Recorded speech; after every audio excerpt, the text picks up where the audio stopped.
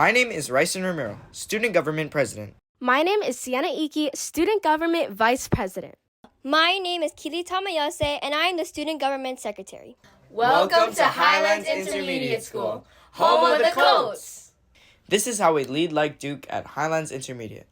The 4 pillars of leadership from National Student Council is our guide to creating the most important and impactful activities for all students. Pillar 1 is leadership. Leaders must be taught, and we train our students to be leaders with various boot camps, conferences, and workshops throughout the year. Pillar 2 is service. We work with community partners to ensure our connection with the community is strong and meaningful. Pillar 3 is student voice. Superintendent Hayashi's focus this year is on student voice. To hear the people means to be of the people. Pillar 4 is engagement.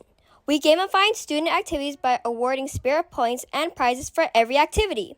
As student leaders, that's how we lead like Duke.